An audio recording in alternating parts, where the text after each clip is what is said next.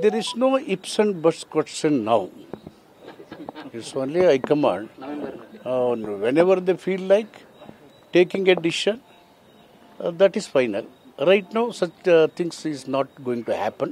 Siddharamaiah will continue as Chief Minister. ಅದಕ್ಕೇನು ಬದಲಾವಣೆ ಇಲ್ಲ ಅಂತೀರಾ? ಯಾಕೆ ಇತ್ತೀಚೆಗೆ ಸಿಎಂ ಅವರಿಂದ ಅಂತರ ಕಾಯ್ದುಕೊಳ್ತಾ ಇದಾರಲ್ಲ ಸರ್? ದಸರಾ ಉದ್ಘಾಟನೆಗೂ ಬರಲಿಲ್ಲ, ವಿಧಾನಸೌಧದಲ್ಲಿ ಪ್ರಮುಖ ಕಾರ್ಯಕ್ರಮಗಳಿಗೆ ಆಬ್ಸೆಂಟ್ ಆಗ್ತಿದ್ದಾರೆ. ನಿನ್ನೆ ನಾವೆಲ್ಲ ಒಟ್ಟಿಗೆ ಇದ್ವಲ್ಲ, ನೀರಾವರಿ ಇದರಲ್ಲಿ ಎಲ್ಲ ನಾವು ಒಟ್ಟಿಗೆ ಇದ್ವಿ, ಕ್ಯಾಬಿನೆಟ್ಲಿ ಒಟ್ಟಿಗೆ ಇದ್ವಿ, ದಸರಾ ಒಟ್ಟಿಗೆ ಉದ್ಘಾಟನೆ ಮಾಡಿದ್ವಿ, ಎಲ್ಲ ಒಟ್ಟಿಗೆ ಇದ್ದೀವಲ್ಲ. ಅವರು ಆ ಸಂದರ್ಭದಲ್ಲಿ ಎಲ್ಲೆಲ್ಲ ಬೇರೆ ಕಾರ್ಯಕ್ರಮ ಹೋಗ್ತದೆ, ಅವ್ರು ಒಂದೇ ಇರ್ತಾರೆ, ಮುಗಿಸ್ಕೊಂಡು ಕಾರ್ಯಕ್ರಮ. ಒಂದು ವೈಮಾನಿಕ ಸಮೀಕ್ಷೆ ಆಯ್ತು, ಅಷ್ಟು ಫ್ಲಡ್ ಆಗಿ ಮುಖ್ಯಮಂತ್ರಿಗಳು ವೈಮಾನಿಕ ಸಮೀಕ್ಷೆ ಮಾಡಿದಾಗ ಆ ಸಂದರ್ಭದಲ್ಲಿ ಇವರು ಅಭಿವೃದ್ಧಿ ಸಚಿವರಾಗಿ ಅವ್ರ ಜೊತೆಗೆ ಹೋಗ್ಲಿಲ್ಲ. ಅವ್ರು ಮಾಡ್ತಾ ಇದಾರಲ್ಲ, DCM ಮಾಡ್ತಾ ಇದ್ದಾರೆ, CM ಮಾಡ್ತಾರೆ, ಒಟ್ಟಿಗೂ ಮಾಡ್ತಾ ಇದ್ದಾರೆ, ಪ್ರತ್ಯೇಕವಾಗೂ ಮಾಡ್ತಾ ಇದ್ದಾರೆ. ಕೆಲವರು ಅಂತರ ಇದೆ ಅನ್ನೋದು ಯಾವುದೋ ಒಂದು ಹಾಡು ಬರ್ತಾರೆ, ನನಗೂ ನಿನಗೂ ನಡುವಿನಲ್ಲಿ ಎಂತ ಅಂತರ ಅಂತ ಹತ್ರ.